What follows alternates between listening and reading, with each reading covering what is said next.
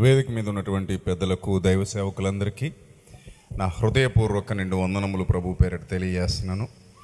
అలాగే ఆర్కెస్ట్రా బృందానికి, మరి ముఖ్యంగా ఇక్కడున్న యూత్ వారికి, అక్క చెల్లెమ్మలకు, అన్నదమ్ములకు, ప్రభు బిడ్డలందరికీ నా హృదయపూర్వక నిండు వందనములు తెలియజేస్తున్నాను. దేవాది దేవుని మహాకృపను బట్టి ఈ సాయంకాల సమయంలో ఒక అద్భుతమైన రాత్రి దేవుడు మనకందరికీ అనుగ్రహించారు. చక్కగా దాన్ని ఇప్పటివరకు మనం సద్వినియోగం చేసుకున్నాం. ఇక ముందు కూడా సద్వినియోగం చేసుకుందాం. దేవుని యొక్క వాక్యంతో మన హృదయాలు నింపుకొని ప్రార్థన చేసుకుని అందరూ కూడా వాక్య ధ్యానంలో అడుగు పెడదాం. అందరూ కూడా తలలు వంచి ప్రార్థనలు ఏకీభవించండి, ప్రార్థిద్దాం. మహాపరిశుద్ధుడవు, మహోన్నతుడవు మా కన్నతండ్రి, మీ పవిత్ర నామానికి స్తుతులు స్తోత్రాలు చెల్లిస్తున్నాం. పసివేదల ప్రాంతంలో అనేక మంది దైవ సేవకులు, యవనస్తులైన పిల్లలు అందరి సహకారంతో తండ్రి, గ్రామస్తులు, ఇక్కడ ఉన్నటువంటి సంఘ బిడ్డలు, విశ్వాసులందరి సహకారంతో జరుగుతున్నటువంటి సభ మీ నామానికి మహిమకరంగా ఇక్కడ ఉన్న పిల్లలందరి జీవితాలకు దీవెనకరంగా జరిగించండి తండ్రి. మీ దాసునిగా నిలువబడి మీ యొక్క మాటలు ప్రకటించడానికి సిద్ధపడి ఉండగా పరలోకపు జ్ఞానాన్ని అనుగ్రహించి మీ ఆత్మశక్తితో, మీ ఆత్మ సహాయంతో నన్ను నింపి మీ పిల్లలకు అవసరమైన మాటలు వినిపింపజేయమని, వారి హృదయాలను వెలిగించమని వేడుకుంటున్నాను తండ్రి. ప్రభా, మీ మాట గొప్పది, అది బండను బద్దలు చేసే సుత్తి వంటిది, మీ మాట అగ్ని వంటిది. అలాంటి విలువైన మాటలతో మీ కుమార్తెల హృదయాలు బలపరచడానికి రాత్రి ప్రభా, మీ మాట యొక్క శక్తితో మా హృదయాలలో నుండి వారి హృదయాల్లోనికి జీవనదులు ప్రవహింపజేయమని, ఘనత, మహిమ, ప్రభావములు మీకు మాత్రమే చెల్లిస్తూ మా కొరకు రానయున్న ప్రభు అయిన క్రీస్తు పేరిట ఈ ప్రార్థన మనవులు సమర్పించి మీ వద్ద నుండి తిరిగి పరలోకపు జవాబు పొందుకుంటున్నాం మా కన్న తండ్రి, ఆమేన్. ప్రియమైన దేవుని ప్రజలరా, మహాగణుడైన దేవుడు, మహోన్నతుడైన ప్రభు మనలందరినీ ప్రేమించి సజీవుల లెక్కలో ఉంచి ఈ రాత్రి మరోసారి ఆయన సన్నిధిలో కనబడగలిగే భాగ్యాన్ని మనందరికీ ఇచ్చారు. అందును బట్టి దేవాది దేవునికి మరోసారి నేను స్తోత్రాలు, స్తుతులు తెలియజేస్తున్నాను. దేవుని నామానికి మహిమ కలుగును గాక. ప్రభు యొక్క ప్రేమ ఎంత గొప్పదో ప్రపంచం 2000 సంవత్సరాల క్రిందట ఆయన శిలువ మరణం ద్వారా తెలుసుకుంది. శిలువ మీద వేలాడినటువంటి క్రీస్తు యొక్క ప్రేమను అపోస్తలులు ప్రకటించారు. అందుకే పౌలు భక్తుడు అంటాడు, మేము సిలువ వేయబడిన క్రీస్తును ప్రకటించుచున్నాము అంటాడు. మేము సిలువ వేయబడిన క్రీస్తును తప్ప మరి ఏది మీ మధ్య ఎరుగుకుందుము అన్నాడు. అంటే ఎందుకు అంతగా ఘనంగా ఆ సిలువ మరణాన్ని, సిలువ త్యాగాన్ని ప్రకటించారంటే, ప్రపంచం పాపం అనే ఊబిలో చిక్కుకుపోయి ఉన్నప్పుడు ఏ నాథుడు ఆ పాపం నుండి విడిపించగలిగే సమర్థుడు వారికి కనబడలేదు. అందుకే రకరకాల మూఢ విశ్వాసాల్లో, రకరకాల అంధవిశ్వాసాల్లో ప్రపంచ ప్రజలు బ్రతుకుతున్నారని గమనించినటువంటి దేవాది దేవుడు తన ప్రియకుమారుడైన క్రీస్తుని లోకానికి పంపించారు. ఆయన ఈ లోకానికి వచ్చి రక్షణ, పాపక్షమాపణ ప్రజలకు అందించడంలో విశిష్టమైనది, గొప్పది, విలువైనది పరిశుద్ధుని ప్రాణత్యాగం అనే దైవ నియమాన్ని బట్టి పరిశుద్ధుడైన ఒక మానవుడు ప్రపంచ ప్రజలందరి కోసం మరణిస్తే ఆ బలి ద్వారా మాత్రమే మానవుడు విముక్తి పొందుతాడు అనే దైవ నియమాన్ని బట్టి ఈ భూలోకంలో సాదాసీదా మానవుడిగా ప్రభువు జన్మించటం, ఒక మామూలు శరీరంలో, మనలాంటి శరీరంలో ప్రభు ఇక్కడ జీవించటం, ఆ జీవిస్తున్నటువంటి కాలమంతా కూడా ఎక్కడా ఒక్క పాపం కూడా ఆయన బ్రతుకులో లేకుండా గొప్పగా బ్రతికి చూపించటం, అలాంటి పరిశుద్ధతతో శిలువ మరణం వరకు వెళ్ళడం, అక్కడ పవిత్ర రక్తాన్ని ధారపోయటం, నాయందు విశ్వాసం ఉంచి మారు మనస్సు పొంది నీతి మార్గంలో అడుగుపెట్టిన ప్రతివాడు నశింపక నిత్యజీవం పొందుతాడు అని వాగ్దానం చేయటం, మనకి ఇవన్నీ తెలుసు. ఇది అర్థమైన ప్రతివాడు మారు మనసు పొందాడు. ఇది అర్థమైన వాళ్ళందరూ మారు మనసు పొందారు. వాళ్ళు ప్రభు వైపు చూశారు, ప్రభు వైపు చూసి రక్షణ పొందారు. మీకు అర్థం కావాలి, మారు మనసు పొందడం అని అనగానే మరో అద్భుతమైన అవకాశం దొరికింది, దాన్ని వదలకుండా గట్టిగా పట్టుకొని సొంతం చేసుకోవడం అని అర్థం. సాధారణంగా అందరికీ అన్ని సందర్భాల్లో అన్ని వేళల్లో అవకాశాలు దొరకవు. ఇది ఎలా ఉంటుందంటే దాదాపు చచ్చిపోయినోడు తిరిగి బతికినట్టు ఉంటుంది. చచ్చిపోవడం అనగానే అక్కడితో చాప్టర్ క్లోజ్, అంతే కదా. చనిపోవడం అనగానే అక్కడితో చాప్టర్ ఏమైపోయినట్టు, క్లోజ్ అయిపోయినట్టు. అలాంటోడు మళ్ళీ తిరిగి బతికే అవకాశం వస్తే దాన్ని వినియోగించుకుంటాడా వద్దంటాడా? వినియోగించుకుంటాడు. అందుకే ఎఫెసు పత్రికలో పౌలు భక్తుడు అంటాడు 2వ అధ్యాయం 1వ వచనంలో, మీరు అపరాధముల చేతను పాపముల చేతను చచ్చిన వారై ఉండగా అంటాడు. మీరు అర్థం చేసుకోండి ఆత్మీయ భాష. అపరాధాలు పాపాలు అనేవి మానవ జీవితంలో ఎక్కువైపోతే నెక్స్ట్ ఏంటి అంటే పాతాళం అనే శిక్ష మనిషి కోసం ఎదురు చూస్తుంది. ఎవరి జీవితంలో అయితే అపరాధాలు పాపాలు పుష్కలంగా ఉన్నాయో వాళ్ళ కోసం పాతాళం ఎదురు చూస్తోంది అని దేవుని వాక్యం సెలవిస్తుంది. నిజమే కదా. తప్పు చేసినోడు ఈరోజు తప్పించుకుంటాడు, రేపు తప్పించుకుంటాడు, ఎల్లుండి తప్పించుకుంటాడు. ఏదో రోజు పోలీసులకు దొరుకుతాడు, దొరకడా. దొరికితే ఏం చేస్తారు? తీసుకెళ్ళి లోపలేస్తారు. నువ్వు ఎన్నిసార్లు తప్పించుకుంటావు అంటారు. ఒకసారి 2 సార్లు, కానీ వెతుకుతున్నారు నీ కోసం. దొరికితే పట్టుకెళ్ళిపోతారు. ఎందుకంటే నువ్వు తప్పు చేసావు కాబట్టి శిక్ష అనుభవించాలి. ఇది చట్టం చెబుతోంది. మానవుడికి జ్ఞానం ఎక్కడి నుంచి వచ్చింది? దేవుడి దగ్గర నుంచే వచ్చింది. తప్పు చేస్తే శిక్ష అనుభవించాలనే జ్ఞానం మానవుడికి ఎక్కడి నుంచి వచ్చింది? దేవుడి దగ్గర నుంచే వచ్చింది. ఆదాము తప్పు చేస్తే శిక్ష విధించాడా లేదా? హవ్వ తప్పు చేసింది, శిక్ష విధించాడా లేదా? సర్పానికి కూడా శిక్ష విధించాడా లేదా? కయ్యనికి కూడా శిక్ష విధించాడా లేదా? అంటే తప్పు చేసిన వాళ్ళందరికీ, ప్రారంభం నుండే మానవులందరికీ దేవుడు ఏం చేస్తూ వచ్చాడు? శిక్ష విధిస్తూ వచ్చాడు. అంటే తప్పు చేస్తే శిక్ష అనుభవించాలని ప్రజలకు తెలిసింది దేవుని వల్లే. దేవుని వల్లే తెలిసింది. లేకపోతే మనుషులు కూడా మృగాల్లాగా, జంతువుల్లాగా, పశువుల్లాగా, పక్షుల్లాగా ఉండేవారు. తప్పు ఒప్పు ఆవి వరస ఏమీ లేకుండా.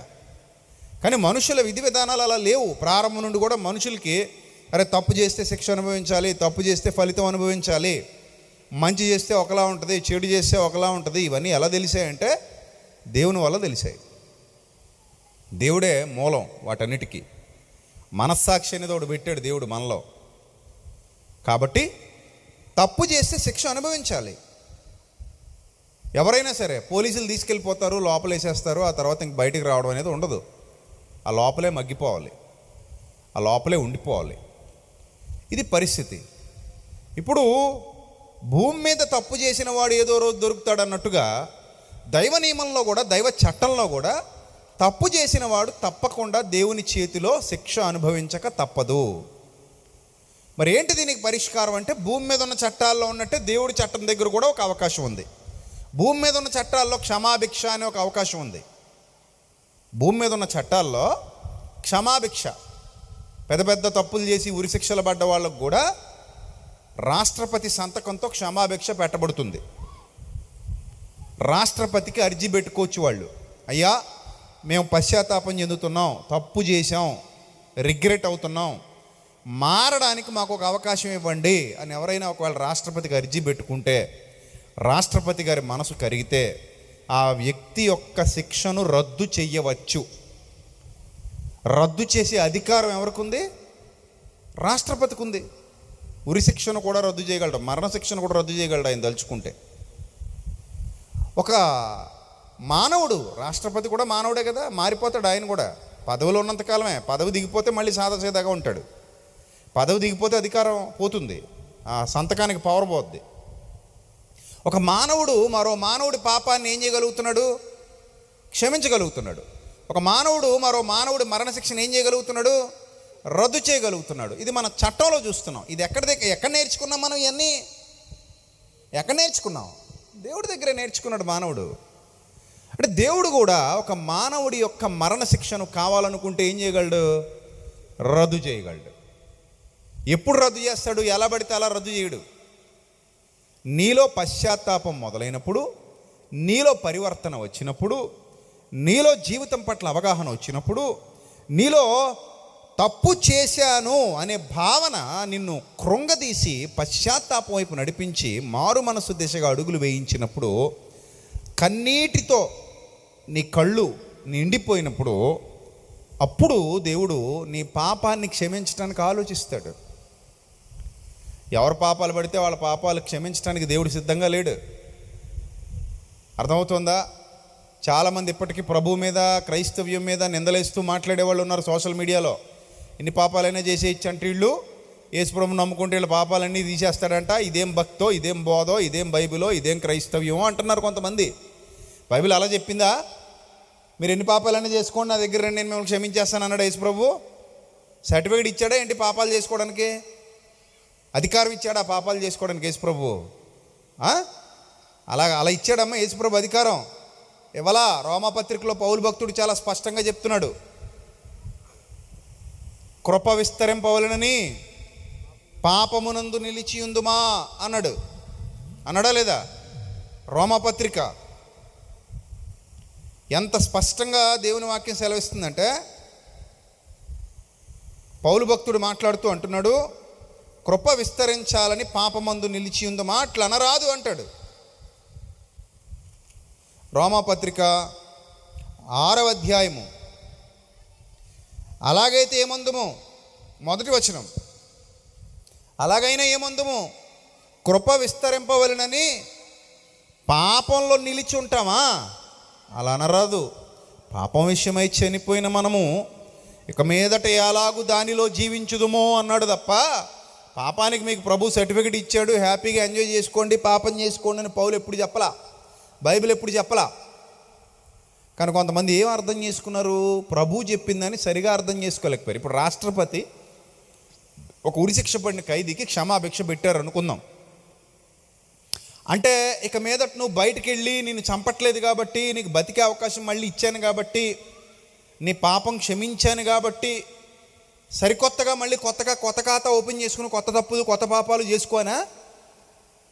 అంతేనా? రాష్ట్రపతి క్షమాభిక్ష పెట్టడంలో అర్థం అదా? అలా అర్థం చేసుకుంటావా? నీకు ఒక అవకాశం వచ్చింది అంటే చచ్చి బతుకుతున్నావు. నువ్వు చావాల్సినోడు ఏమయ్యావు? బతికావు. చావాల్సినోడు బతికావంటే మళ్ళీ చావుకు దగ్గరే పనులు చేయమనా? కాదు కదా. అంటే పాపం చేసుకోవడానికి లైసెన్స్ రాష్ట్రపతి ఇవ్వట్లేదు, పాపం చేసుకోవడానికి లైసెన్స్ యేసుక్రీస్తు ప్రభువారు ఇవ్వలేదు. మీరు అనుకోవచ్చు, అలాగైతే రాష్ట్రపతి యేసు ప్రభు ఒక్కటే కదా అనొచ్చు. మళ్ళీ మనోళ్ళు కొంచెం వెర్రి పిలకలు ఎక్కువ ఉంటాయి తల్లో, దేన్ని సరిగా అర్థం చేసుకోరు, కలుపుతుంటారు చెరుపుతుంటారు, అక్కర్లేని లాజిక్లు అన్నీ తీసుకొచ్చి అసలు దాన్ని పక్కన పెడేస్తుంటారు. రాష్ట్రపతి యేసుక్రీస్తు ఒక్కటే ఎలా అవుతారు? రాష్ట్రపతి నీకు క్షమాభిక్ష పెట్టినా ఇక్కడ మరణం ఆగదు. మరణం తర్వాత దేవుడి క్షమాభిక్ష లేకపోతే ఎక్కడికి వెళ్ళాలి? నరకానికే పోవాలి. ఇక్కడ మనం మాట్లాడుతున్నది పరలోకపు క్షమాభిక్ష గురించి, పాతాళపు శిక్ష గురించి. రాష్ట్రపతి ఈ లోకపు శిక్షను తప్పించగలడేమో, ఈ లోకపు మరణం కొంచెం లేటు చేయిస్తాడంతే. అర్థమైందా? ఇప్పుడు రేపు ఉరిశిక్ష పడే ఖైదీ ఉన్నాడు, రేపు పొద్దున ఉరి తీసేస్తారు. రాష్ట్రపతి సంతకం పెట్టడంతో ఊరే ఆగింది అనుకుందాం. రేపటికి చావడు. ఎప్పటికీ చావడా? రేపటికి చావడా? అంతే కదా. ఎప్పటికీ చావడు కదా, రేపటికే చావడంటావా? ఏమంటావు? ఎప్పటికీ చావడంటావా? రేపటికి మాత్రమే అతడు చనిపోడు, చావు నుండి విముక్తి దొరికింది. కానీ ఏదో ఒక రోజు అతను ఏమవుతాడు? చనిపోతాడు. కానీ యేసుక్రీస్తు ఇచ్చిన భరోసా అలాంటిది కాదు. నా యందు విశ్వాసం ఉంచినవాడు మరణములో నుండి జీవములోనికి దాటి ఉన్నాడు.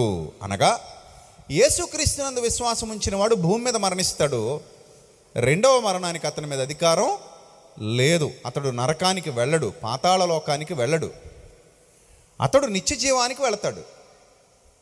అక్కడ యుగయుగాలు జీవిస్తాడు, యుగయుగాలు ఆత్మగా జీవిస్తాడు. మన్నైనది వెనుకటి వలె మన్నైపోవును, ఆత్మ దాన్ని దయచేసిన దేవుని వద్దకు మరల పోవును. గనుక యుగయుగాలు జీవించే అవకాశాన్ని ప్రభు ఇస్తాడు మారు మనస్సు పొందిన వారికి. ఇప్పుడు పశ్చాత్తాపం, మారు మనస్సు అనేది నిజమైనదిగా ఉంటే మాత్రమే ప్రభు అంగీకరిస్తాడు. ఎందుకంటే ఆయనకు హృదయ రహస్యాలు తెలుసు. ఏం తెలుసు? హృదయ రహస్యాలు తెలుసు. ఇప్పుడు నకిలీ మారు మనస్సు పొందిన వాళ్ళు దేవుడికి దొరికిపోతారా? దొరికిపోరా? మనుషులకు దొరకరు. దొరుకుతారా? మనుషులకు దొరకరు. చూడండి, సాధారణంగా నాన్న కొడతాడేమో అని బిడ్డ ఏమంటాడంటే, డాడీ డాడీ డాడీ ఇంకెప్పుడు అలా చేయండి daddy, this is the last daddy, ఇంకెప్పుడు మళ్ళీ అలా చేయండి డాడీ అంటాడు. ఎందుకు? నాన్న కొడతాడని.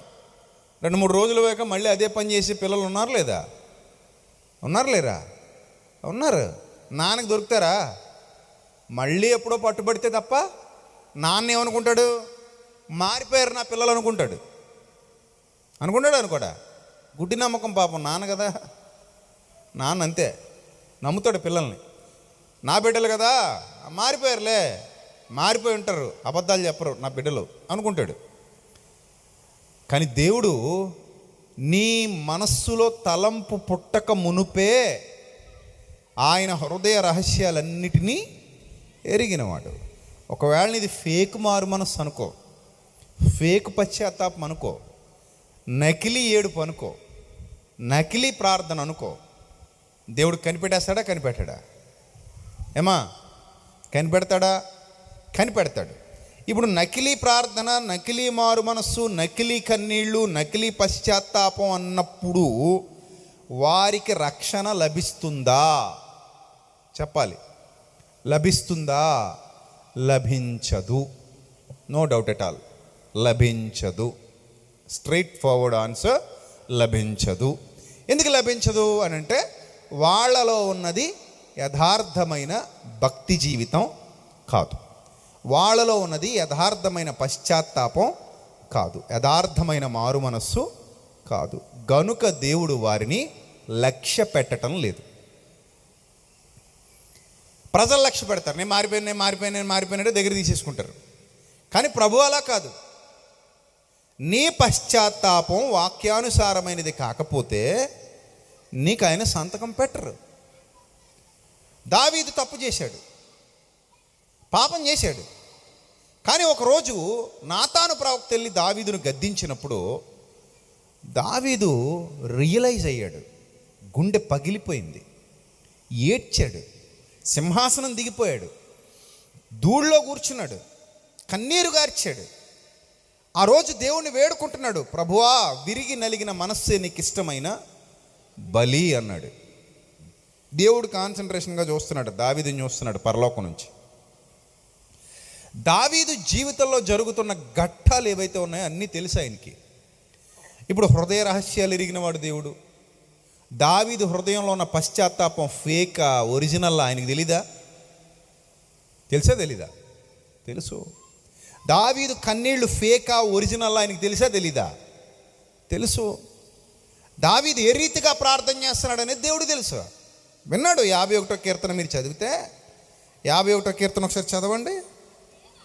దేవా నీ కృప చొప్పున నన్ను కరుణించు, నీ వాత్సల్య బాహుల్యము చొప్పున నన్ను నా అతిక్రమములను తుడిచివేయము, నా దోషము పోవునట్లు నన్ను బాగా కడుగు అన్నాడు. అంటే కడుక్కోవటానికి ఇష్టపడే క్యారెక్టర్ వచ్చింది.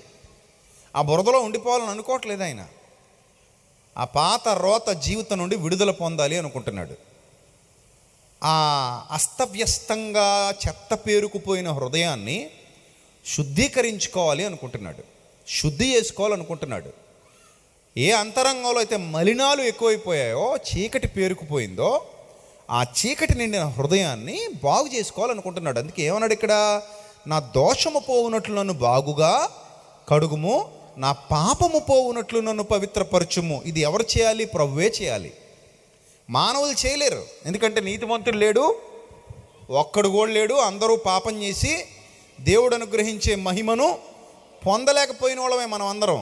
మనం మరో మనిషిని కడగలేం, మరో మనిషిని మనం శుద్ధి చేయలేం, మరో మనిషికి మనం రక్షణ ఇవ్వలేం, మరో మనిషిని మనం పరలోకానికి నడిపించలేం, తీసుకెళ్ళలేం. మన వల్ల కాదు అది. అందుకే నేనే మార్గము, నేనే సత్యము, నేనే జీవము అని ప్రభు ఈ లోకానికి వచ్చి గట్టిగా ప్రపంచానికి తెలియజేశారు. ఆయన మాటల్లో ఇక్కడ ఏం కనబడుతుందంటే, నా అతిక్రమములు నాకు తెలిసే ఉన్నవి అన్నాడు. 3వ వచనం, నా అతిక్రమములు నాకు తెలిసే ఉన్నవి. ఇది చాలా గొప్ప విషయం. మీకు విషయం చెప్పనా? మనలో చాలామందికి మన అతిక్రమాలు తెలియవు. ఎందుకో తెలుసా? ఒకడు నడుచు మార్గము వానికి యథార్థమైనదిగా కనిపిస్తుంది. అందుకే చూడండి, తప్పు చేసేవాడికి తప్పురా అంటే వాడు ఒప్పుకోడు. ఆడికి తప్పు అని అనిపించట్లా. నీకు అనిపిస్తుంది కానీ ఆడికి అనిపించట్లా. తప్పని అనిపిస్తే చేస్తాడేటి? చేస్తాడా? చేయడు. అంటే వాడికి అనిపించట్లా. ఒకడు నడుచు మార్గము వానికి యథార్థమైనదిగా కనబడుతుందంట. నేను మంచి వేలో పోతున్నా, నేను వెళ్ళేది రైట్ వే, నేను వెళ్ళేది కరెక్ట్ వే అనుకుంటున్నాడు. కానీ దేవుడు దాన్ని గమనిస్తున్నాడు, ఇది రాంగ్ అనుకుంటున్నాడు. ఇప్పుడు మీరు రాజమండ్రిలో వన్ వే రోడ్స్ ఉంటాయి. వన్ వేలో వెళ్ళాల్సిన వాళ్ళే వెళ్ళాలి, వెళ్ళకూడని వాళ్ళు వెళ్ళకూడదు. ఎవరిని పోలీసులు ఆ మార్గం గుండా అనుమతిస్తే వాళ్ళు మాత్రమే వెళ్ళాలి. అంటే ఒక సైడ్ మాత్రమే వెళ్ళడానికి అవకాశం తప్ప రెండో సైడ్ రావడానికి అవకాశం ఉండదు. దాన్నే వన్ వే అంటారు. ఇప్పుడు వన్ వేలో పోయే వాళ్ళు కూడా ఉంటుంటారు. అప్పుడప్పుడు అటు ఇటు చూస్తారు, ఎవరు కనబడలేదు పోలీసులు, ఏం చేస్తాడు? జమ్మని లాగేస్తాడు. అంటే పోలీసుకి తప్పు, వీడికి మాత్రం రైట్. ముగ్గురు ఎక్కకూడదు బండి మీద. ఎంతమంది వెళ్ళాలంట? చట్టపరంగా ఎంతమంది వెళ్ళాలమ్మా? 2 వెళ్ళాలి. కానీ వీళ్ళు ముగ్గురు ఎక్కేశారు, త్రిబుల్ రైడింగ్. వీళ్ళ ముగ్గురికే తప్ప ఇప్పుడు చెప్పండి? ఈ ముగ్గురు ట్రావెల్ చేస్తున్న వాళ్ళకి తప్ప కాదు. కానీ పోలీసు వాడు పట్టుకుంటే అతనికి తప్పు. వీళ్ళకి తప్పు అని అనిపిస్తే ముగ్గురు వెళ్తారు అసలు? అంటే తప్పు అని అనిపించినా లేదా తప్పని తెలిసినా అనుకున్న టైప్ అన్నమాట ఇది. చూసారు? వాళ్ళకి ఎప్పటికీ మారు మనసు రాదు. ఇప్పుడు ముగ్గురు బండి మీద వెళ్ళడం అనుకున్నారంటే పోనీలే, ఓకే. ఒకసారి వన్ వేలో వెళ్ళిపోయాడంటే అది కూడా పోనీలే, ఓకే అనుకుంటాం మనం. చిన్న తప్పులే కానీ పోనీలే అంటాం, పోనీలే. అదే కొంచెం తీవ్రమైంది చేస్తే పోనీలే అంటామా? అమ్మో అంటాం కదా. ఈ తీవ్రమైనది నీకు అమ్మో అనిపించేది కూడా ఆడికి ఏమనిపిస్తుంది? చేసేవాడికి ఏం కాదనిపిస్తుంది. అంటే ఎవరికి వారికి వాళ్ళ పరిధిలో దూకినప్పుడు, అందులో దూకినప్పుడు, ఈత కొడుతున్నప్పుడు అది పెద్ద లోతు అనిపించదంట, అది పెద్ద పాపం అనిపించదంట. ఏ పాపంలో పడి ఈత కొడుతున్నా సరే, మీరు ఏ పాపంలో మునిగి ఈత కొడుతున్నా సరే, మీరు చేస్తున్న పాపపు పని, మీరు చేస్తున్న తప్పు కార్యం, మీరు చేస్తున్న దేవుని దృష్టికి విరోధమైన కార్యం ఏదైతే ఉందో అది మీకేమనిపించట్లేదు? తప్పు అని అనిపించట్లేదు. గమనించండి జాగ్రత్తగా. అది మీకు తప్పుగా కనబడట్లేదు. ఒకడు నడుచు మార్గము వానికి ఎలా కనబడుతుంది? అది తుదకు అది మరణానికి దారితీస్తుందంట. ఈ తప్పు చేసేవాడు ఎవ్వడు కూడా ఈ తప్పు అని గ్రహించడు. గ్రహిస్తే తప్పే చెయ్యడు. ఏదో ఒకరోజు పోని తప్పు అని గుర్తించినా కూడా ఇంక అందులో ఉండడు. అర్థమైందా? ఇది తప్పు అని గుర్తించినప్పుడు, ఆ హృదయం గట్టిగా చెబుతున్నప్పుడు, తప్పు అని ఆ హృదయం గట్టిగా చెబుతున్నప్పుడు అందులో ఉంటాడా? ఉండడు. ఇక్కడ దావీదుకి అదే జరిగింది. ఏం జరిగింది? 3వ వచనం, నా అతిక్రమములు నాకు తెలిసే ఉన్నవి, నా పాపం ఎల్లప్పుడూ ఎక్కడుందంట? నా ఎదుటనున్నది అన్నాడు మహానుభావుడు. ఈ స్థితిలోకి రావడం చాలా గొప్ప విజయం సాధించినట్టు. మీరైనా సరే తప్పులు చేస్తున్నప్పుడు, ఏదైనా నీతి మార్గాలను విడిచిపెట్టి దుర్మార్గంలోకి వెళుతున్నప్పుడు, అజ్ఞాన సంబంధమైన కార్యకలాపాల్లో కాలం గడుపుతున్నప్పుడు, ఎవరైనా మిమ్మల్ని గద్దిస్తే, నాతాను వచ్చి దావీదుని ఏం చేశాడు? గద్దించాడు. అలా ఎవరైనా మిమ్మల్ని గద్దిస్తే, మీకు బుద్ధి చెబితే, మీరు వినే టైపా? నాకు బుద్ధి చెబితే నేను వింటాను అన్నవాళ్ళు చేయి చూపించండి. ఎవరు లేరా ఇక్కడ? అందరూ, ఒక చెల్లెమ్మ ఉంది, మిగిలిన వాళ్ళందరూ బండ హృదయాలేనా? ఏమా కాదు, నిద్రపోయారా అందరూ? ఏంది మెలకుగానే ఉన్నారా? బైబిల్లో ఖండించుము, గద్దించుము, బుద్ధి చెప్పుము అని ఉంది. తిమోతి పత్రికలో పాపము చేయు వారిని అందరి ఎదుట గద్దించుము అని ఉంది. ఉందా లేదా? ఉందంటారా? అలా చూస్తున్నారు ఏందని మరి? ఉందామా? పాపము చేయు వారిని అందరి ఎదుట గద్దించుమని ఉందా? ఓర్నాయన, ఎవరిలో కదలకి లేదేంటి? ఉందంటారా? ఉంటే ఇప్పుడు మరి ఖండించుము, గద్దించుము, బుద్ధి చెప్పుము అని ఉంది కదా బైబిల్లో. ఖండించుము, గద్దించుము, బుద్ధి చెప్పుము. ఈ మాట బైబిల్లో ఉంటే అది తీసినాను. తిమోతికి రాసిన మొదటి పత్రిక 5వ అధ్యాయము 20వ వచనం.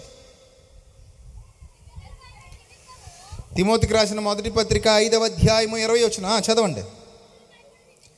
ఇతరులు భయపడు నిమిత్తము పాపము చేయు వారిని ఎక్కడట? అందరి ఎదుట గద్దించుమో అన్నాడు. అసలు మనం ఒప్పుకుంటామా దీన్ని? మనం ఏమంటాం తెలుసా? నెక్స్ట్ ఇది కానీ జరిగింది అనుకోండి, నెక్స్ట్ ఏమంటాం తెలుసా? ఇదిగో ఎవరు లేనప్పుడు నన్ను పక్క తీసుకెళ్ళి నాకు చెప్పుంటే వినేవాడిని. నిజమే. నువ్వు అందరిలో గద్దించావు కాబట్టి ఇంకెన్నావు. చూసారా? ఆడెవడో ఒకటి దగ్గర అప్పు తీసుకున్నాడంట. ఎప్పుడు ఇంటికి వెళ్ళినా లేడని చెప్పిస్తున్నాడంట పిల్లలతో. ఎప్పుడు వెళ్ళినా సరే, అర్ధరాత్రి వెళ్ళినా సరే ఇంకా రాలేదంటున్నారంట పిల్లలు. లోపలే ఉంటున్నాడు, గదిలోకి వెళ్ళి చూడలేడు కదా. ఇంకా బయట నుంచి వెళ్ళిపోతున్నాడు. సంవత్సరాలు గడిచిపోతున్నాయి, దొరకట్లేదు వీడు. ఓ రోజు కనబడాడంట దారిలో. రే బాబా అంటే పిలిచినా సరే వినకుండా వినబడలేనట్టు అలా పోతున్నాడంట. ఇంకా వేగంగా బండి వేసుకుని వెళ్ళి ఆ సెంటర్లో ఎక్కడో బండి అడ్డు పెట్టేసి ఆపాడట. అప్పుడు ఏంటి పద్ధతి? నువ్వు నన్ను చూసావు, నేను పిలుస్తున్నాను, నీకు వినపడింది. ఎన్ని రోజుల నుంచి ఇంటికి వస్తున్నాను నేను, నాకు డబ్బులు ఇవ్వా నువ్వు అన్నాడంట. ఇదేం పద్ధతి ఇది అన్నాడంట. అప్పుడు వెంటనే అతగాడు, ఇంతమందిలో అడుగుతావు నన్ను, నువ్వు నా పరువు అంతా తీసావు అంటే ఇప్పుడు ఊరందరికీ నీకు బాకీ ఉన్నానన్న సంగతి ఊరందరికీ తెలిసేలాగా చేసావు, నీకు ఇవ్వను పో అంటున్నాడంట. ఏదో వంకలేనోడు డొంకట్టుకున్నాడు అన్నట్టు. నేను నీకు ఇవ్వను, ఇంకా ఎందుకు ఊరందరి మధ్యలో అడిగేసావు నన్ను, నా పరువు పోయింది. ఈ ముష్టి మొహానికి పరువు ఒకటి ఉంది, ఏడిసిందేటి? పరువు అనేది ఎక్కడ ఉంటుంది? మనసులో ఉంటుంది. ఈ దగాకోరు పనులు చేసేవాళ్ళకి పరువులు కూడా ఉంటాయా? చూడండి, ఈ కన్నింగ్ మెంటాలిటీ, తప్పించుకోవాలి, ఏదో విధంగా ఎగ్గొట్టాలి, ఏదో విధంగా మందే పైచే అనిపించుకోవాలనే భావన ఉన్నాడు. అసలు నన్ను ఏమనకూడదు నువ్వు అంటాడు. ఖండించకూడదు, గద్దించకూడదు, బుద్ధి చెప్పకూడదు. ఒకవేళ సేవకుడు ఖండించినా ఊరుకోరంట విశ్వాసులు. ఊరుకునే విశ్వాసులు లేరు. చిన్నప్పుడు స్కూల్కి వెళ్ళినప్పుడమ్మా టీచర్ బెత్తంతో వేసేవాడు. ఇప్పుడు టీచర్నే వేస్తున్నారు బెత్తాలతోటి, తయారుగాసి మరీ వేస్తున్నారంట జాగ్రత్తగా ఉన్న టీచర్లు. మొన్న ఎవడో పాలకొల్లో కుర్రాడు టీచర్ గారు తిట్టారంట. ఆడు దారి కాశాడు రాడ్ పట్టుకుని, 10th క్లాస్ వాడు. టీచర్ గారు వెళ్తుంటే బుర్ర పగల కొట్టేశాడు, తలంతా బ్లడ్. ఒరే ఎందుకు కొట్టేవారంటే నన్ను క్లాసులో పెట్టి తిట్టాడు అందరి ముందు అంటున్నాడంట ఈ ఉత్తమోత్తముడు. అలాగా పూర్వం అనుకోండి విశ్వాసులు కొంచెం పెద్ద సేవకులు గద్దిస్తే పడేవారు.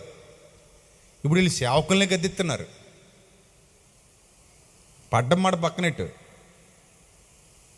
అంటే ఎలా మారిపోతున్నారంటే రోజు రోజుకి నా పాపములు నాకు తెలిసే ఉన్నవి, నా అతిక్రమములు నా ఎదుటనున్నవి గనుక ఖండించుము, గద్దించుము, బుద్ధి చెప్పు, నాతాను లాంటి వాళ్ళే నాకు కావాలి. ఇప్పుడు దావీదుకు నాతాను వల్ల మేలు జరిగిందా, కీడు జరిగిందా? ఏమా, దావీదుని నాతాను అందరిలో తిట్టాడా, పక్క తీసుకెళ్ళి తిట్టాడా? చెప్పండి అమ్మా, ఎక్కడ? అందరిలో. సింహాసనం మీద ఉండగా మనుష్యుడవు నీవే అన్నాడు. అప్పుడు దావీదు కోపం తెచ్చుకోలా.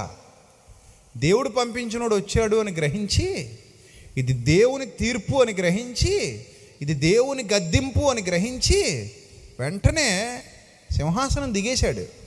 దిగేసి తన అతిక్రమాన్ని కడుక్కుంటున్నాడు, తన దోషాన్ని కడుక్కుంటున్నాడు, తన పాపాన్ని కడుక్కుంటున్నాడు, ఆ హృదయానికి ఉన్న మలినాన్ని పోగొట్టుకుంటున్నాడు. ఆ భావనలో నుండి బయటకు వచ్చేయాలి. ఇప్పుడు స్నానం చేస్తే ఒంటికున్న మురికిపోయినట్టుగా దేవుని వాక్యంతో గద్దింపబడినప్పుడు హృదయానికి ఉన్న మురికిపోతుంది. అప్పుడు వస్తుంది మారు మనసు, అప్పుడు వస్తుంది పశ్చాత్తాపం, అప్పుడు వస్తుంది కన్నీరు. ఇప్పుడు ఏమంటున్నాడు తిమోతి పత్రికలో? ఇతరులు భయపడు నిమిత్తము పాపము చేయువారిని అందరి ఎదుట గద్దింపుము అన్నాడు. గద్దించాలంట. దేంతో? దేవుని వాక్యంతో. ఎప్పుడైతే దేవుని వాక్యంతో మానవుడు గద్దింపబడుతున్నాడో, ఆ వాక్యం ఎప్పుడైతే హృదయంలోనికి వెళుతుందో అతనిలో ఏమొస్తుందంటే మారు మనస్సు వస్తుంది. అందుకే సేవకుడు గద్దించినప్పుడు తిట్టుకోకండి. నీతిమంతుడు నన్ను కొట్టుట నాకేంటది?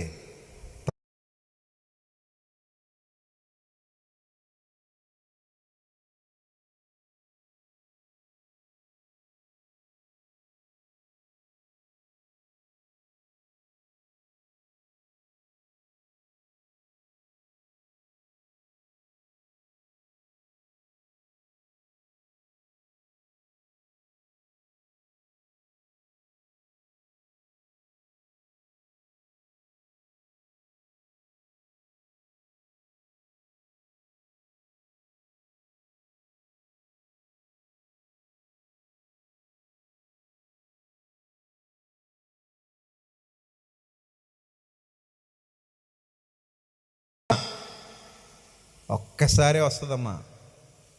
బిడ్డని ఎన్నిసార్లు కంటారు? 9 నెలలు మోస్తారులే. ఎన్నిసార్లు కంటారు? 9 నెలలు మోసి 9 సార్లు కంటారా? ఎన్ని సంవత్సరాలు మోసినా, ఎన్ని నెలలు మోసినా కనేది ఎన్నిసార్లు? ఒక్కసారే. పగిలిపోయిందనుకో హృదయం, ఆ ఒక్కసారితో ఏమైపోద్ది? మొత్తం వదిలేసాం. ఇంకా ప్రభు పాదాల దగ్గర మొత్తం నీ భారము యెహోవా మీద మోపుము, ఆయనే నిన్ను ఆదుకొని. ఇంతకీ ఏ భారం మోపుదాం యెహోవా మీద? అప్పుల భారమా? ఏ భారం మోపాలి యెహోవా మీద? ప్రయాసపడి భారం మోసుకొనిచున్న సమస్త జనులారా నా దగ్గర రండి, నేను మీకు. ఇంతకీ ఏ భారం అది? అసలు ఏ భారం మోసుకున్న వాళ్ళు పిలుస్తున్నాడు ఆయన? నువ్వు ఏ భారం మోపాలి ఆయన మీద? అప్పుల భారం కాదు. ఏ భారం? ప్రయాసపడి ప్రపంచ ప్రజలందరూ మోస్తున్న ఒకే ఒక్క భారం. ఏ భారం? పాపము అనే భారం ఉంది చూడు, అది నువ్వు మోయలేవు. అది నీ వల్ల కాదు. దించుకో. ఎవరి మీద వెయ్యి? నీ భారము యెహోవా మీద మోపుము, ఆయనే నిన్ను ఆదుకొనును. పాతాళ లోక ద్వారములు దాని ఎదుట నిలువజాలవు అన్నాడే, అది ఆయన చేసిన వాగ్దానం. ఆయన ద్వారా నువ్వు రక్షణ, విడుదల పొందాలి. ఆయన నీకు అది ఇవ్వాలనుకుంటున్నాడు. దానికి నువ్వు సిద్ధంగా ఉండాలి. మరి ఎప్పుడైనా వారం వారం ఏడ్చి దాని గురించి కాదు. కన్నీళ్ళు వస్తాయి, నీకున్న సమస్యలను బట్టో, కష్టాలను బట్టో, కన్నీళ్ళని బట్టో, ఇరుకులను బట్టో వస్తే రావచ్చు. కుటుంబంలో ఉన్న ఏదో శోధన బట్టో, ఆరోగ్యాన్ని బట్టో, అనారోగ్యాన్ని బట్టో రావచ్చు. అది తాత్కాలికం. కానీ ఇది ఒకసారి గుడ్డు పగిలితే పిల్ల బయటకు వచ్చినట్టు, నీ మనసు పగిలినప్పుడు నీలోనున్న మారు మనస్సుతో మరో కొత్త మనిషి బయటకు వస్తాడు. పాతవి గతించెను, సమస్తము నూతనమైన అన్నట్టు నీలో నుండి ఆ పాత రోత మనిషి చచ్చిపోయి కొత్తవాడు బయటకు వస్తాడు, కొత్త ఆమె బయటకు వస్తుంది. ఆ కొత్త జన్మ పొందటానికి పడే ప్రసవ వేదన నీ హృదయానికి తెలియాలి. అలాంటి కన్నీరు నా తమ్ముడా, చెల్లెమ్మ, అక్క, అన్న ఏనాడైనా నీ బ్రతుకులో వచ్చిందా? దావీదుకు వచ్చింది. అది ఫేక్ మారు మనసు కాదు. ఫేక్ అయితే దేవుడి దగ్గరకు కూడా రానివ్వడు. రానివాడు. అప్పుడప్పుడు చూడండి, దొంగేడు ప్లేట్ చేస్తుంటారు పోలీసులు దొరికిపోగానే. పోలీసుడు ఊరుకుంటాడా? తెలిసిపోద్ది వీళ్ళకి, అమ్మా ఇప్పుడు దాకా ఇలా ఉన్నా, ఇప్పుడు దొంగేడు పెడుతున్నా అని చెప్పి లాక్కి వెళ్ళిపోతాడు అంతే. నిజం. దేవుడు అంతకంటే జ్ఞానవంతుడు. నీకు తలంపు పుట్టక మునుపే ఆయన ఎరిగి ఉన్నాడు. మరి అలాంటి పగిలిన హృదయం అనుభవం ఉందా నీలో? ఏమ్మా ఉన్నాయా? అనుభవాలు ఉన్నాయా మీలో? ఏడ్చావా ఎప్పుడైనా? ప్రభువా నన్ను క్షమించు అని అడిగావా? నన్ను మన్నించు తండ్రి, నన్ను క్షమించు ప్రభువా, తప్పు చేశాను ప్రభువా, ఇంకెప్పుడు ఇలా చేయను ప్రభువా, ఈ ఒక్క అవకాశం నాకు ఇప్పించు ప్రభువా, నా హృదయ గాయాలు కట్టు తండ్రి, నేను నీ దానను, నీ వాడను, నీ బిడ్డగా బతికే అవకాశం ఇప్పించు ప్రభువా. ఏనాడైనా ఆయన పాదాలు పట్టుకుని ఆమెలాగా ఏడ్చావా? పరిసయ్యుడిలాగా పొగరుతో ఉన్నావా? పరిసయ్యుడు ఏమనుకుంటున్నాడంటే అక్కడ కూర్చొని, ఇది యవతియో, ఈమె ఎట్టి పాపాత్మురాలో, ఈయన ప్రవక్త అయిన ఎడల ఆ ప్రవక్త అయిన ఎడల ఈయన గ్రహించగలడు అనుకుంటున్నాడంట. అప్పుడు యేసుప్రభు అన్నారు, అరే బాబు నాయనా, నీ ఇంటికి వచ్చాను, నా పాదాలు కడుక్కోవడానికి నీళ్ళు ఇచ్చావా? ఇవ్వలా. నన్ను ఏమైనా గౌరవించావా? యూదుల గౌరవాచార ప్రకారం నీళ్ళు ఇవ్వాలి, ఇచ్చావా? ఇవ్వలా. కనీస గౌరవం ఇచ్చావా? నాకు ఇవ్వలా. కానీ ఆమె తన కన్నీళ్లతో నా పాదాలు కడిగింది, తన తల వెంట్రుకలతో నా పాదాలు తుడిచింది. What a great honour, what a great honour. ఇలాంటి అద్భుతమైన గౌరవాన్ని యేసుక్రీస్తుకు ఇవ్వడంలో గల ప్రధానమైన ఉద్దేశం, నా పాపాన్ని కడిగేవాడిని, నా పాపం కడిగేవాని పాదాలు నేను కన్నీళ్లతో కడిగిన ఆ రుణం తీరదు. దేవుని నామానికి మహిమ కలుగును గాక. నా పాపం కడిగేవాని పవిత్ర పాదాలు ఇవి. ఈ ప్రపంచంలో ఎవడు లేడు నా పాపం కడిగేవాడు. అలాంటి నా పాపం కడిగేవాని పాదాలను నేను వేటితో కడుగుతున్నాను? నా కన్నీళ్లతో కడుగుతున్నాను. ఇలాంటి మారు మనస్సు అనుభవం ఈరోజు క్రైస్తవ్యానికి లేదు అని బాధపడుతుంటాను నేను చాలా సందర్భాల్లో. ఉంటే మీరు ఇలా ఉండరు. ఆ అనుభవం వచ్చినవాడు ప్రభు పాదాలు పట్టుకుని విడువడు, ప్రభు మార్గంలోనే నడుస్తాడు. నామకార్థ భక్తి జీవితంలో ఉండడు, నిజమైన భక్తిలో ముందుకు వెళ్తాడు. హృదయాంతరాలలో నుండి భక్తి చేస్తాడు. యథార్థమైన భక్తిపరుడుగా ఉంటాడు, నమ్మకస్తుడుగా ఉంటాడు. ఆయన చిత్తమే శిరోధార్యంగా భావిస్తాడు. ఆయన చిత్తం కోసం జీవిస్తాడు. ఆయన చిత్తాన్ని జరిగించడానికి రోషం కలిగి, పౌరుషం కలిగి బ్రతుకుతాడు. ఆయన నాతో కూడా ఉన్నాడని బలంగా నమ్ముతాడు. అలాంటి భక్తి జీవితం ఉందా ప్రియమైన దేవుని ప్రజలారా? మీలో ఉందా? ఫేక్ మారు మనస్సా? ఫేక్ మారు మనస్సుతో బాప్తిస్మం తీసుకుంటే చెల్లుబాటు అవుతుందమ్మా? మీకు నోటు కావాలా, ఒరిజినల్ నోటు కావాలా? చెప్పండి నాకు సరిగా. నోటు సరిపోదా? నోటు సరిపోదా ఏమా? నోటు కావాలా, ఒరిజినల్ నోటు కావాలా? అది చెప్పండి నాకు. ఏం కావాలి? ఒరిజినల్ నోటు కావాలి. నోటు ఎందుకు వద్దు?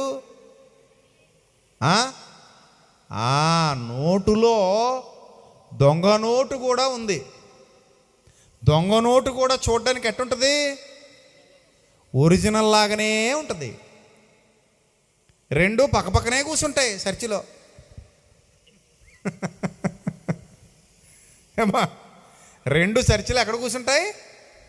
పక్కపక్కనే కూర్చుంటాయి. ఒకటేమో ఒరిజినల్, ఒకటేమో డూప్లికేట్.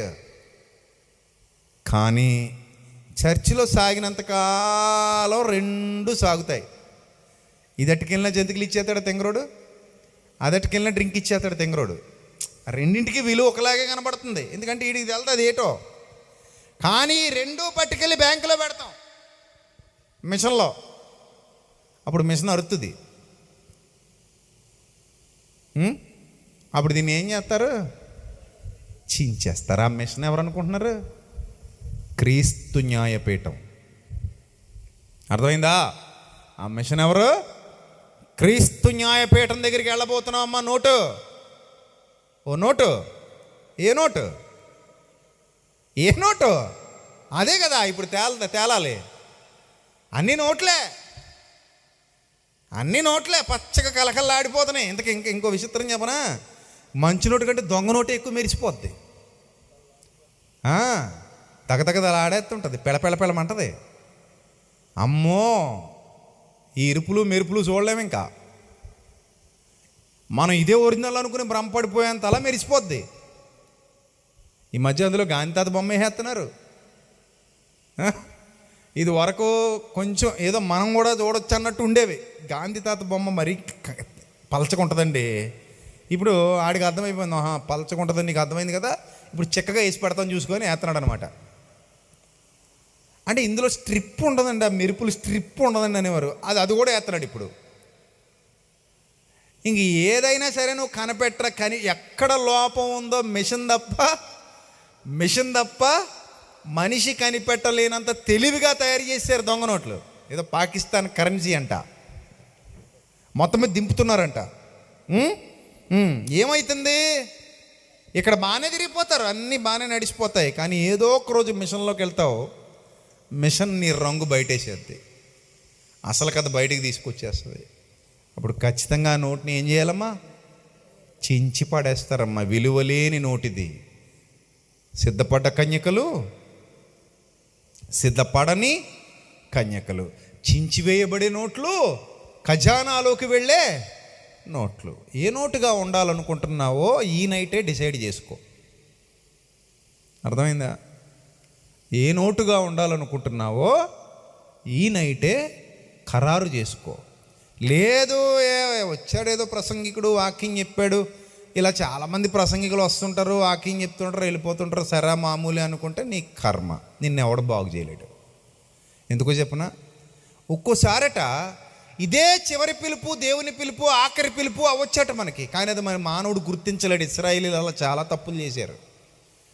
ఇస్కరియోతు యోధాకు కూడా చివరి పిలుపు వినపడింది, కానీ ఆడు గ్రహించలేకపోయాడు. ఏమన్నాడు తెలుసా? నీవు పుట్టి ఉండని ఎడల నీకు మేలన్నాడు యేసుప్రభు. నువ్వేది చేయాలనుకున్నా చేయి అన్నాడు, కానీ గుర్తించలేకపోయాడు. ఈ రాత్రి మీలో ఎవరైనా ఒకవేళ అలా ఉంటే, నా తమ్ముళ్ళు, చెల్లెమ్మలు, అక్కలు, అన్నలు అందరికీ ప్రేమతో చెబుతున్నాను, దేవుని స్వరాన్ని గుర్తించగలిగే మంచి మనస్సు సంపాదించుకోండి. ఆయన కోపంతో చెప్పరు, ప్రేమతో చెబుతారు. దేవుడు లోకమును ఎంతో ప్రేమించెను కాగా తన అద్వితీయ కుమారునిగా పుట్టిన వాని యందు విశ్వాసముంచు ప్రతివాడు నశింపక నిత్యజీవము పొందునట్లు ఆయనను మన కొరకు అనుగ్రహించెను. ఇది మీకు అర్థమైతే, దేవుని మెల్లనైన స్వరం నీకు వినబడి నిన్ను గద్దించినప్పుడు గద్దింపుకి ఏమవ్వాలమ్మా? లోబడాలి, తిరగబడకూడదు. దేవుని గద్దింపుకు లోబడాలి తప్ప ఏమవ్వకూడదు? తిరగబడకూడదు. ఒకవేళ తిరగబడతాను అన్నావు అనుకో, తిరగబడి ఏదో రోజు మొత్తానికి తిరగబడిపోతావు. ముందు ఎలకెలా పడిపోతావు, ఆకాశం కనబడద్ది. ఆ తర్వాత కళ్ళు మూసేస్తావు, నరకం కనబడద్ది. జాగ్రత్త. ఫేక్ మారు మనస్సు వద్దు మనకి. దేవుడు నిజమైన మారు మనస్సు కోరుతున్నాడు, నిజమైన ఆత్మీయ మనస్సాక్షి కోరుతున్నాడు, నిజమైన భక్తి కోరుతున్నాడు, యథార్థత కోరుతున్నాడు. దావీదు లాంటి మారు మనసు కావాలి. అప్పుడు నీకు క్షమాభిక్ష దొరుకుతుంది. అయినా నీ ఒంటుకున్న మురికి గడుక్కుంటే నీకే మంచిది కదా, అవునా? శుభ్రంగా స్నానం చేసావు, ఎవరికి మంచిది చెప్పు? నీకే మంచిదా? లేదు, నెలబట్టింది స్నానం చేయలేదు, 2 నెలలు పట్టింది ఇంకా చేయలేదు, 3 నెలలు పట్టింది ఇంకా చేయలేదు, శరీరం మీద మట్టి ఏమైపోద్ది? పేరుకుపోద్ది. మెల్లిగా ఏం ప్రారంభమవుతాయి? కురుపులు ప్రారంభమవుతాయి. ఆ తర్వాత ఉండే కొలది శరీరం యొక్క ఆ క్వాలిటీ ఏమైపోద్ది? తగ్గిపోద్ది. మెల్లిమెల్లిగా రోగాల బారిన పడి చచ్చిపోతావు. అమ్మ శుభ్రంగా ఉండని చెప్పడం ఎంత గొప్ప విషయమో, మారు మనస్సు పొందని చెప్పడం కూడా అంతకంటే గొప్ప విషయం. శరీరం మీద బురద ఉండకూడదు అనేది ఎంత గొప్ప విషయమో, మనస్సులో పాపం ఉండకూడదు అనేది కూడా అంతే గొప్ప విషయం. మనకు అర్థం కావడమే ఆలస్యం. అర్థమైంది అనుకోండి, చాలా ఆనందం, చాలా సంతోషం. కాబట్టి ఈ రాత్రి ప్రియమైన దేవుని సంగమా, దేవుని ప్రజలారా, దేవుని యొక్క మాటకు లోబడగలిగే మనసు మీకుంటే ఆమెలాగా మీ కన్నీళ్ళు ప్రభు పాదాల మీద కుమ్మరించండి. తప్పకుండా మారండి, మారు మనసు పొందండి, సంపూర్ణ విధేయతతో భక్తి చేయండి. ఒక్కరోజు నీతి మార్గంలో నడవడం ఎంత ఆనందాన్ని ఇస్తుందో, ఒక్క సంవత్సరం నీతి మార్గంలో నడిస్తే అది అలవాటుగా మారిపోద్ది. ఆ అలవాటు 10 ఏళ్ళు గడిచేసరికి నువ్వు గొప్ప భక్తుడివి, భక్తురాలు అయిపోతావు. ఆ తర్వాత దేవుని ఆశీర్వాదాలు నీ చుట్టూతా తిరుగుతూ ఉంటాయి.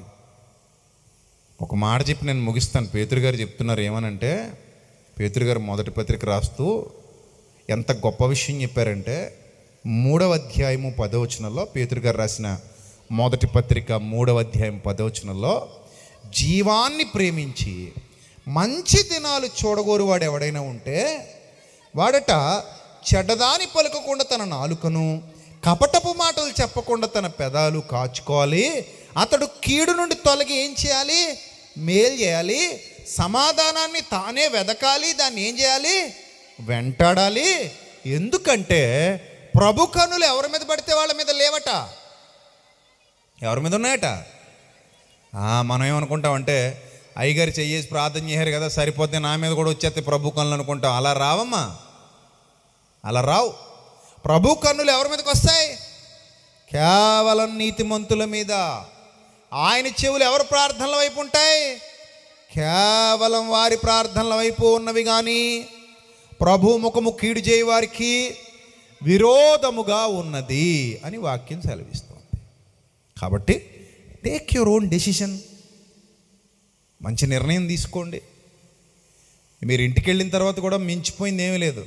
మంచం ఎక్కబోయే ముందు ప్రశ్నించుకొని పడుకోండి, ప్రార్థించుకొని పడుకోండి, మిమ్మల్ని మీరు పరీక్షించుకోండి. మీరు మీకు నచ్చారనుకోండి, ఓకే. మీరు మీకు నచ్చట్లేదనుకోండి, వాక్య ప్రకారంగా నాట్ ఓకే. అందుకే మీ మనస్సాక్షి మీ మీద నేరం ఏమైనా మోపుతుందా ఒక్కసారి చెక్ చేసుకోండి. అప్పుడు మీ ఆత్మీయ జీవితం కట్టుకుంటారు, బాగుపడతారు, చాలా బాగుంటారు. ఆ తర్వాత దేవుని ఎదుట నిందారహితులుగా ఆయన సన్నిధి కాంతిలో వర్ధిల్లగలుగుతారు. దేవుడటి ధన్యత మీకు, మీ కుటుంబాలకు, మీ సంఘాలకు సమృద్ధిగా అనుగ్రహించునుగాక. ఆమెన్. తల్ల వంచండి, చిన్న ప్రార్థన చేద్దాం. మహాపరిశుద్ధుడైన మా కన్న తండ్రి, మహోన్నతుడ, దయగల దేవ, కృపగల ప్రభు యూత్ వారు నిర్వహించినటువంటి యొక్క సభ అనేకులకు దీవెనకరంగా, మీ నామానికి మహిమకరంగా జరిగిందని విశ్వసిస్తున్నాం. వేదిక మీద ఉన్న సాటి దైవ సేవకులందరినీ దీవించండి, వారి సంఘాలను దీవించండి, ఆశీర్వదించండి. మీ కృప కనికరం వారికి, వారి కుటుంబాలకు, సంఘాలకు తోడుగా ఉంచండి. రేపు జరగబోతున్న ఆరాధనలన్నీ ఘనంగా మీ నామానికి మహిమకరంగా జరిగించండి. ఇక్కడున్న యవనస్తులు తమ్ముళ్ళందరినీ దీవించండి, ఇక్కడున్న చెల్లెమ్మలందరినీ దీవించండి. ఎవరు తొట్టిల్లిపోకుండా బలమైన ఆత్మీయ మందిరాలుగా కట్టబడడానికి సహాయం దయచేయమని, ఘనత, మహిమ, ప్రభావములు మీకు మాత్రమే చెల్లిస్తూ, ఈ సభల కొరకు కష్టపడిన ప్రతి బిడ్డ మీద మీ దీవెన ఆశీర్వాదాలు ఉంచమని వేడుకుంటూ, యేసుక్రీస్తు ప్రభు వారి దివ్యనామంలో ఈ ప్రార్థన మనవులు సమర్పించి మీ వద్ద నుండి తిరిగి పరలోకపు జవాబు పొందుకుంటున్నాం మా కన్న తండ్రి. ఆమెన్. అందరికీ వందనాలు. మే లార్డ్ బ్లెస్ యు ఆల్. దేవుడు మిమ్మల్ని, మీ కుటుంబాలని బహుగా దీవించి ఆశీర్వదించునుగాక. ఆమెన్. Thank you.